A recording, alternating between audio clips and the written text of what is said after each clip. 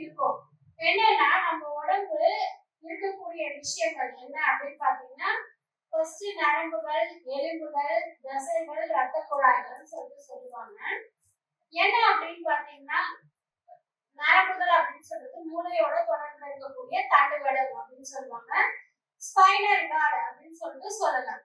ரெண்டாவது எலும்புகள். இந்த எலும்புகள் என்னன்னா முதுகு எலும்புகள் அப்படின்னு சொல்லிட்டு சொல்லுவாங்க.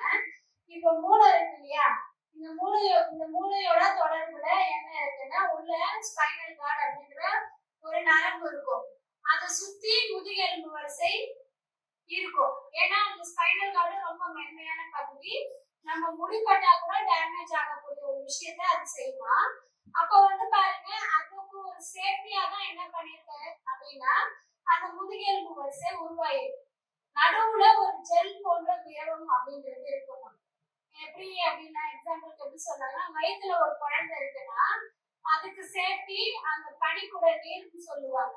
ஏன்னா அது அசையும் போது அந்த நீர் என்ன பண்ணும், அதை சேஃபா டேமேஜ் பண்ணாம பேலன்ஸ் பண்ணி வைக்கக்கூடிய வேலை. அது மாதிரி நம்ம உடம்புல முதுகு எலும்புல அந்த ஸ்பைனல் கார்டு உள்ள அது நடுவுல ஜெல் போன்ற திரவத்துல ரொம்ப சேஃபா என்ன இருக்கும்னா இருக்கும். சரிங்களா? அப்போ இந்த நரம்புகளுக்கு ரொம்ப சேஃப் எதுனா இந்த எலும்புகள் தான், முதுகு எலும்புகள் தான். சரிங்களா? இந்த முதுகு எலும்புகள் எப்படி இருக்கணும்னா இந்த மாதிரி எஸ் வடிவத்துல இருக்கணும். முதுகு எலும்பு எப்படி இருக்கணும், இது மாதிரி எஸ் வடிவத்துல இருக்கணும். இது மாதிரி எப்படி இருக்கும், எந்த வயசுல இருக்கும்னா கிட்டத்தட்ட ஒரு 20ல இருந்து 25 வயசு வளர்ற வயசுன்னு சொல்லுவாங்க இல்லையா, அப்போ அந்த வயசுல இப்படிதான் இருக்கும். முதுகெலும்பு வரிசை இப்படிதான் இருக்கும்.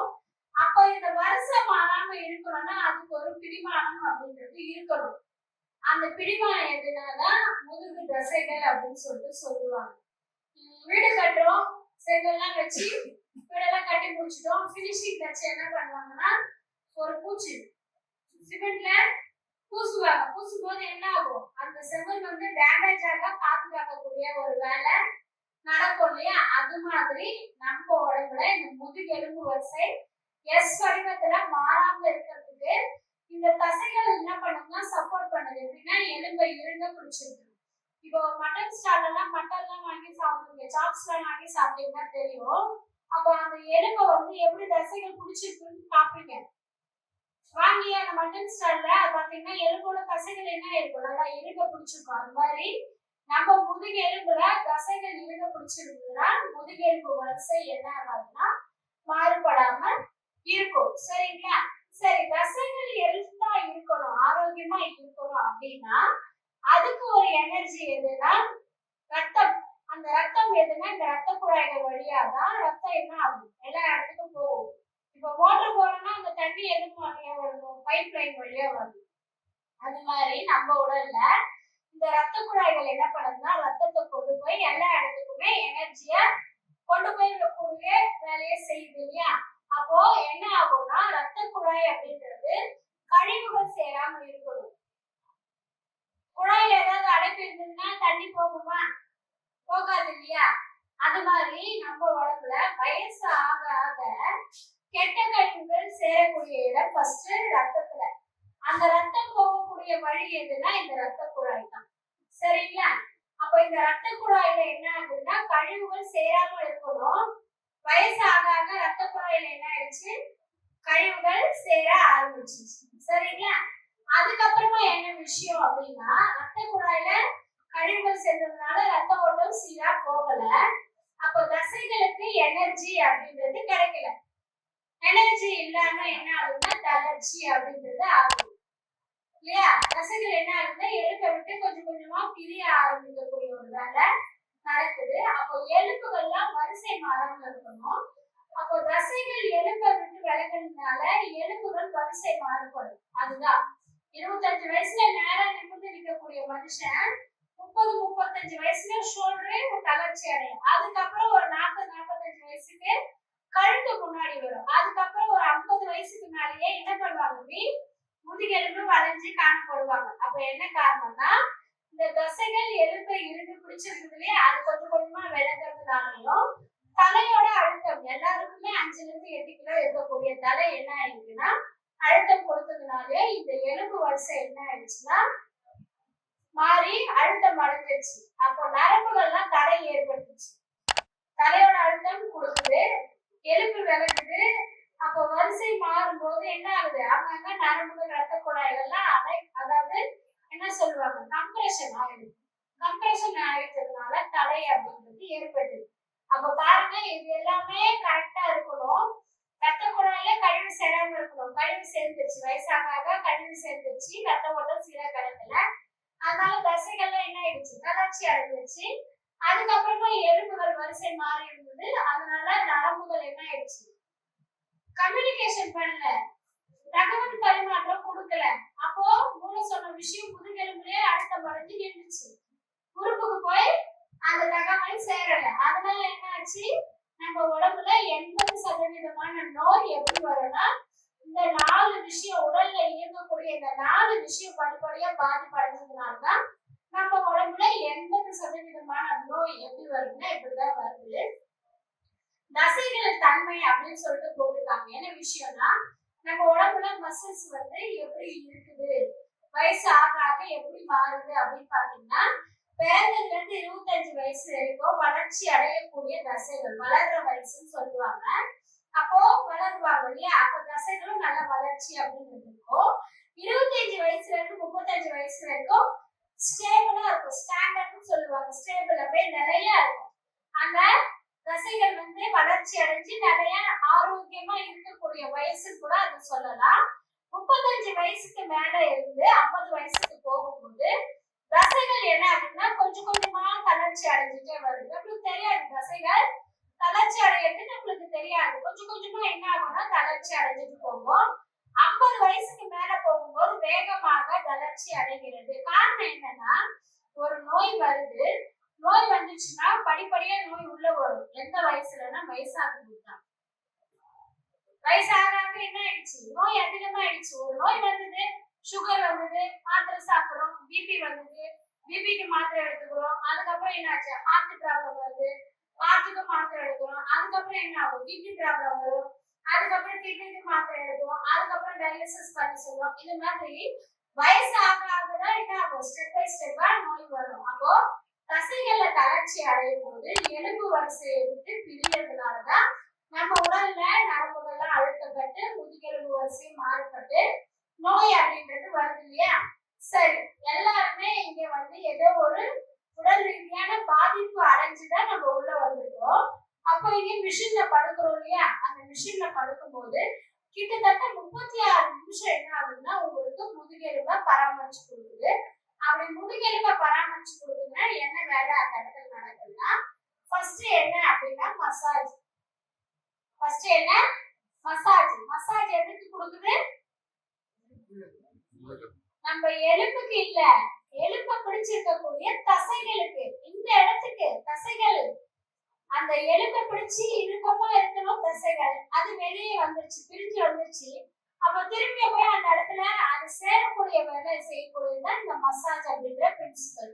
தினம் நீங்க போய் பெட்ல படுக்கிறீங்க அப்படின்னா தளர்ச்சி அடையும், தசைகள்ல தளர்ச்சி அப்படின்றது அடையதான் செய்யும். அதை நம்ம என்ன பண்ண முடியாது, மாத்த முடியாது இல்லையா. ஆனா இதுல மாத்தலாம். எப்படின்னா, நம்ம ப்ராடக்ட்ல தினம் நம்ம படுக்கும் போது என்ன ஆகும்னா தசைகள் வந்து ஆரோக்கியமா மாறக்கூடிய வேலை இந்த மசாஜ் அப்படிங்கிற பிரின்சிபல். மாற்று மருத்துவ முறையிலேயே ரொம்ப பெஸ்டா இருக்கக்கூடிய மாற்று மருத்துவ முறை எதுன்னா மசாஜ் தான்.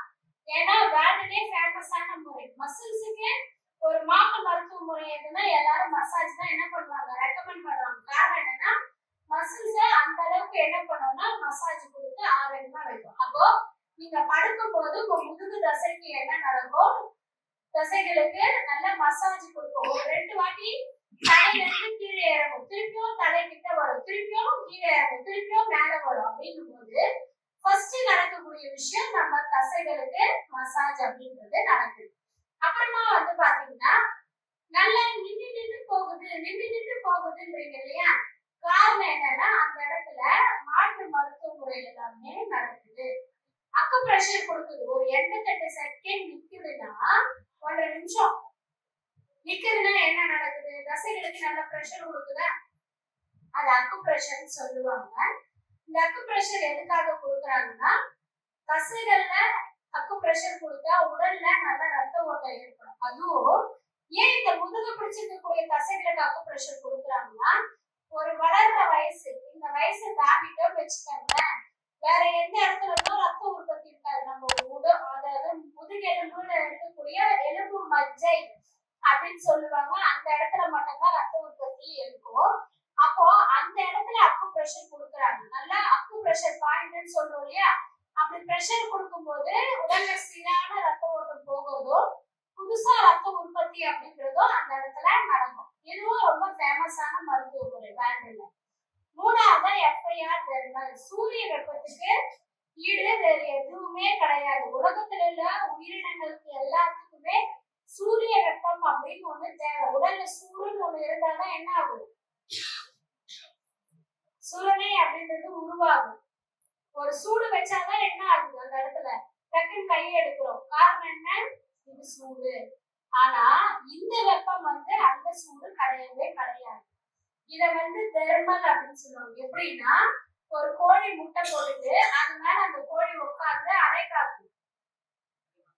இப்ப நம்ம மனுஷங்க வயிற்று உள்ள குழந்தைய வச்சு நம்ம உடல் சூட்டை கொடுக்கிறோம். உடல் சூட்டை கொடுக்கறதுனால அந்த கரு நல்லா வளர்ச்சி அடையுது. இதே கோழியை எடுத்துக்கோங்க, முட்டையை வச்சுட்டு அது மேல உட்கார்ந்து அந்த உடல் சூட்டை அந்த முட்டைக்கு செலுத்தும். அப்ப என்ன ஆகும்னா, அந்த முட்டைக்குள்ள இருக்கக்கூடிய கரு நல்ல வளர்ச்சி அடையும். அந்த வெப்பம் தான் இந்த சூரிய வெப்பம், எஃப்ஐஆர் தெர்மல். தூர அகச்சிவப்பு கதிர்கள், இன்ஃப்ரா ரெட் ரேஸ் அப்படின்னு சொல்லுவாங்க. காலையில இருக்கக்கூடிய சூரிய வெப்பம் உடலுக்கு நல்லது அப்படின்னு குழந்தைகள் நல மருத்துவர்களே சொல்லுவாங்க. காரணம் என்னன்னா, குழந்தைகளுக்கு நல்ல செல்களை வளர்ச்சி அடைய வச்சு நோய் எதிர்ப்பு சக்தியை உருவாக்கி குழந்தைங்களை ஆரோக்கியமா இருக்கக்கூடிய வேலையை செய்யும். அது மாதிரி இந்த சூரிய வெப்பம் நம்ம உடல்ல வேர்வை துவாரங்கள் வழியா ஊடுருவி உள்ள போயிட்டு கெட்ட கழிவுகள், ஏன்னா இதுலலாம் கெட்ட கழிவு இருக்கு, ரத்த குழாயில கெட்ட கழிவு இருக்கு, ரத்தத்துல கெட்ட கொழுப்பு கலந்து இருக்கு. அப்போ இது கரைக்கும். இந்த எஃப்ஐஆர் தெர்மல் ரத்த குழாயில ரத்தத்துல இருக்கக்கூடிய கெட்ட கழிவுகளை கரைக்கும் போது திக்கா இருக்கிற ரத்தம் தண்ணியா மாறும். ரத்த குழாயில அடைப்புகள் இல்லாம ரத்தம் சரியா போயிட்டு வர்றதுக்கு ஒரு வழி இதன் மூலமா ஏற்படும். தினம் நம்ம உடம்புல புத்துணர்ச்சி செல்கள், எனர்ஜி செல்ஸ் சொல்லுவாங்க, அது புதுப்பிச்சு நம்ம உடல சுறுசுறுப்பா வச்சு என்ன ஆகணும்னா இருக்கணும். அந்த வேலை இந்த எஃப்ஐஆர் தெர்மல் என்ன பண்ணணும்னா செய்யும். அப்போ இது நம்ம தசைகள் வழியா உள்ள ஊடுருவுதுன்னா கெட்ட கழிவுகளை வெளியேற்றி நல்ல செல்களை உற்பத்தி பண்ணி கொடுக்குது, ரத்தத்தை சுத்தப்படுத்துது, முக்கியமா நோய் எதிர்ப்பு சக்தியை உருவாக்கும். சரிங்களா? அப்போ நாலாவது என்ன முறைனா மேக்ஸிஃபியூஷன் சொல்லுவாங்க. யாருல 2 பெட்ஷீட் போட்டு படுக்கிறீங்க, 2 பெட்ஷீட் கீழே ஒரு பெட்ஷீட் நான் படுத்துட்டு திருப்பி மேல கவர் பண்றேன். அப்போ இந்த மேக்ஸிஃபியூஷன் எஃபெக்ட தினம் நீங்க எடுக்கிறீங்க. காரணம் என்னன்னா, நீராவி குடிக்கிறோம் இல்லையா, ஸ்டீம் பாத்னு சொல்லுவோம். அப்போ கெட்ட நீர் இந்த இடத்துல இருக்குன்னா ஸ்டீம் கொடுக்கும் போது என்ன ஆகுது, கெட்ட நீர் வெளியேறுது இல்லையா. அது மாதிரி எஃப்ஐஆர் தெர்மல் தசைகள்ல இன்னும் நல்லா ஊடுருவி உள்ள போய் கெட்ட கழிவுகளை என்ன பண்ணும்னா வேர்வை மூலமா வெளியேறும். அப்போ இந்த மேக்ஸிஃபியூஷன் எஃபெக்ட் என்ன ஆகுதுன்னா கிடைக்குது. அப்போ இன்னும் நல்லா கெட்ட கழிவுகள் வெளியேறுச்சுன்னா உடல் நல்லா ஆரோக்கியமா சீக்கிரமா மாறுமா மாறாதா? மாறும் இல்லையா. அப்போ இந்த மேக்ஸிஃபியூஷன் எஃபெக்ட் கண்டிப்பா நம்ம எல்லாருமே எடுக்கணும்னா 2 பெட்ஷீட் காட்டன் பொருள் போட்டு உடலை கவர் செஞ்சு படுக்கும் போதுதான் என்ன ஆகும்னா கிடைக்கும். 5ஆவதா இருக்கக்கூடிய கை வைத்திய முறை கைரோபிராக்டிக் சொல்லுவாங்க. இது 200 வருஷத்துக்கு முன்னாடி அமெரிக்காவில டாக்டர் டிடி பால்மர் அப்படிங்கிறவங்க என்ன பண்ணாரு, கண்டுபிடிச்சாரு. அவங்க வீட்டு சமையல்காரருக்கு காது கேட்கல. அப்ப என்ன பண்ணாருன்னா, காதுக்கு போற நரம்பு ரத்த குழாயில கழுத்து எலும்புல 2வது எலும்புல தொடர்புல இருக்கு. அப்போ இந்த எலும்பை நம்ம வரிசைப்படுத்தினா அந்த அழுத்தம் அடைஞ்ச நரம்பு ரத்த குழாயில விரிவடைஞ்சு நல்லா காதுக்கு என்ன ஆகும், ரத்த ஓட்டம் போகும், மூளை சொல்லக்கூடிய விஷயமும் கிடைக்கும். அப்போ காது என்ன ஆகும், நல்லா கேட்க ஆரம்பிக்கும் சொல்லிட்டு கைகளாலேயே முதுகெலும்பை வரிசைப்படுத்தலாம். அந்த ஒரு முறைதான் இந்த கைரோபிராக்டிக் முறை. சரிங்களா? இப்போ நீங்க பெட்ல படுத்திருக்கீங்கன்னா உங்க முதுகெலும்பு என்ன பண்ணுது, இந்த கைரோபிராக்டிக் முறை வரிசைப்படுத்துது. அப்போ 36 நிமிஷம் நீங்க தினம் அந்த பெட்ல மிஷின்ல படுக்கும் போது இந்த 5 மாற்று மருத்துவ முறையும் உங்களுக்கு முதுகு தசைகள் மூலமா உடலுக்கு நடக்கிறதுனால ரத்த குழாயில கழிவுகள்லாம் சேர்ந்திருந்தத வெளியேற்றி ரத்த குழாயை சுத்தமா வச்சு ரத்த ஓட்டத்தை சீர்படுத்தி தசைகளை ஆரோக்கியமா மாத்தி எலும்பை இறுக பிடிச்சி எலும்பு வரிசை என்ன ஆகுதுன்னா இந்த கைரோபிராக்டிக் முறை மூலியமா வரிசை மாறும்போது நரம்புகள் என்ன ஆகுதுன்னா தடைகள் ஏற்படாம தகவல் பரிமாற்றம் அப்படின்றது செய்யறதுனாலதான் இப்படி பாதிச்சு வந்த நோய் இதை எல்லாத்தையும் சரிப்படுத்தும் போது நம்ம உடல் ஆரோக்கியமா மாறும். சரிங்களா? புரிஞ்சுதா? தினம் தினம் ஏன் இதை செய்யணும்ன்ற ஒரு விஷயம் தெரிஞ்சுதா? ஏன் இன்னைக்கு மிஷின்ல எப்படி நம்மளுக்கு உடம்பு ஆரோக்கியமா மாறும்ன்ற ஒரு விஷயத்த தெரிஞ்சிருக்கோம். இது உடல்ல செயல்பாடுகள் சொல்லுவாங்க. தினம் தினம் நீங்க செய்யதான் செரிமான மண்டலம் நல்லா வேலை பார்க்குது. வரீங்க, ரெகுலரா எடுக்கிறீங்க, சொல்றீங்க, பசிச்சு சாப்பிடுற, நல்ல டைஜஷன் நடக்குது, 3 வேளை நல்லா பசிக்குது, சாப்பாடு நல்லா உடம்புல போகுது, நல்ல எனர்ஜியா இருக்கேன்னா செரிமான மண்டலம் நல்லா வேலை பார்த்து அந்த சத்துக்கள் ரத்தத்துல கலந்து ரத்தம் என்ன செய்யுதுன்னா எல்லா இடத்துக்கும் அந்த எனர்ஜியை கொண்டு போய் சேர்க்குது. அப்போ எல்லா இடமும் எனர்ஜியா மாறும்போது நம்ம உடல்ல அந்த இடம் ஆரோக்கியமா மாறுறதுனால என்ன நடக்கும்னா நோய் குறையும். எப்படின்னா இந்த சுரப்பிகள் இருக்கு இல்லையா, இது நம்ம உடம்போட மெடிக்கல் ஷாப்னு சொல்லுவாங்க. இப்ப மெடிக்கல் ஷாப்ல உடம்பு சரியில்லைன்னா போயிட்டு டாக்டர் எழுதி கொடுக்குற மாத்திரை என்ன பண்றீங்க, போய் வாங்கி சாப்பிடுறீங்க. சாப்பிட்டா உடம்பு நல்லா ஆரோக்கியமா மாறிடுது அப்படின்னு நினைக்கிறீங்க இல்லையா? ஆனா இயற்கையாவே கடவுள் கொடுத்த மெடிக்கல் ஷாப் தான் இந்த சுரப்பிகள் மண்டலம் நம்ம உடம்புல. மூளைக்கு பின்னாடியில இருந்து நிறைய சுரப்பிகள் உடம்புல இருக்கு. இது என்னன்னா இந்த எனர்ஜி ரத்த ஓட்டம் போய் எனர்ஜியை இந்த இடத்துல சேர்க்கும் போது இது சேவ் பண்ணி வைக்கணும். சுரப்பிகள் என்ன ஆகணும், சேர்த்து வச்சுக்கணும். சேமிச்சு வச்சுட்டு மூளை சொல்லும் போது இந்த எனர்ஜி இப்போ சுரந்து என்ன ஆகணும், உடலுக்கு கிடைக்கணும்னு மூளை சொல்லக்கூடிய விஷயம் இந்த சுரப்பிகள் மண்டலத்துக்கு கிடைச்சதுன்னா அந்த டைமுக்கு சுரந்து இது என்ன செய்யும்னா உடம்ப கரெக்டா பேலன்ஸ் பண்ணும். அந்த வேலை கரெக்டா நடக்கும். நோய் எதிர்ப்பு சக்தி அப்படின்றது நம்ம உடம்பு தான் உருவாக்கி சேமிச்சு வைக்கணும். அப்போ நம்ம உடம்பு உருவாக்கி சேமிச்சு வைக்கிறதுனா எந்த ஒரு நோயா இருந்தாலும் நம்ம உடம்ப விட்டு என்ன ஆகும்னா வெளியேறும். காரணம் என்னன்னா நோய் எதிர்ப்பு சக்தி அதிகரிச்சு சேமிச்சு வச்சிருக்கு. இந்த 4 விஷயமும் நடக்கும்னா ஃபர்ஸ்ட் இந்த விஷயம் நரம்புகள் ஆரோக்கியமா இயங்கி வேலை பார்க்கணும். ஏன்னு சொல்லுங்க, மூளை தான் ஹெட் ஆபீஸ். இந்த மூளை இருக்கு இல்லையா, இந்த மூளை ஹெட் ஆபீஸ். இப்ப சொல்ற விஷயம் உறுப்புகளுக்கு போய் சேர்ந்தாதான் உறுப்புகள் அதை கேட்டு வேலை பார்ப்போம். அப்போ மூளை சொல்லக்கூடிய விஷயம் இந்த நரம்பு மண்டலம் கொண்டு போய் உறுப்புக்கு சேர்க்கும் போது என்ன ஆகும், உறுப்புகள் வேலை பார்க்கறதுனால நல்லா டைஜஷன் நடக்குது, சர்க்குலேஷன் நடக்குது, ஹார்மோன்ஸ் எல்லாம் கரெக்டா டைம்க்கு பேலன்ஸ் ஆகுது, நம்ம உடம்புக்கு நோய் எதிர்ப்பு சக்தி அப்படின்றது உருவாகுது. இதெல்லாம் பாத்தீங்கன்னா 25 வயசுக்கு மேலதான் என்ன ஆகுதுன்னா பாதிப்பு ஏற்படுது. ஆனா இப்பெல்லாம் 25 வயசுலாம் சர்வசாதாரணம். 25 வயசுக்குள்ளேயே நிறைய நோய்ன்றது உள்ள வருது இல்லையா? வயசுலாம் ஒரு காரணம் இல்லை. இப்பெல்லாம் பாத்தீங்கன்னா எந்த வயசா இருந்தாலும் என்ன ஆகுது, முதுகெலும்பு பாதிச்சு நோய் வருது. சிலருக்கு வேற விதமா என்ன ஆகும், நோய் வரும். அப்போ இது மாதிரி பாதிச்ச நோயெல்லாம் மாற்று மருத்துவ முறை மூலம் இந்த மாதிரி மாற்று மருத்துவ முறை மூலம் நம்ம உடம்பு ஆரோக்கியமா மாறும்போது இதெல்லாம் வேலை பார்க்கறதுனாலதான் நம்ம உடம்புல நோய் என்ன ஆகுதுன்னா வெளியேறுது, ஆரோக்கியம் கிடைக்குது. அந்த கிடைச்ச ஆரோக்கியத்தை என்ன செய்யணும் அப்படின்னா வாழ்நாள் கடைசி வரைக்கும் தினம் தினம் இந்த பராமரிப்பை செய்ய அந்த ஆரோக்கியத்தை என்ன பண்ணலாம்னா கொண்டு போலாம். வயசான காலத்துல நம்ம வேலையை நம்மளே செஞ்சுக்கிறது ஆரோக்கியமா, இல்ல ஒரு 2-3 பேரை கூப்பிட்டு வேலை வாங்குறது ஆரோக்கியமா? நம்ம வேலைய நம்மளே செஞ்சுக்கணும் இல்லையா? ஒரு 2 நாள் செய்வாங்க, 3ஆவது நாள் பசங்க என்ன சொல்றாங்க, செய்யக்கூடாது, குடிக்கிட்டே வேலை, எப்ப பார்த்தாலும் கூப்பிட்டு வேலை வாங்கிட்டே இருக்கிற, போ வேலையை பாரு, என்னெல்லாம் முடியாதுன்னு போவாங்க இல்லையா? வாழ்நாள் கடைசி வரைக்கும் ஆரோக்கியமா இருக்கணும்னா தினம் தினம் நீங்க இந்த முதுகெலும்பை பராமரிக்கும் போது இவ்வளவு வேலை இந்த 36 நிமிஷத்துல இந்த இடத்துல நடக்குது. புரிஞ்சுதா? புரிஞ்சுதுன்னா என்ன சொல்லணும்?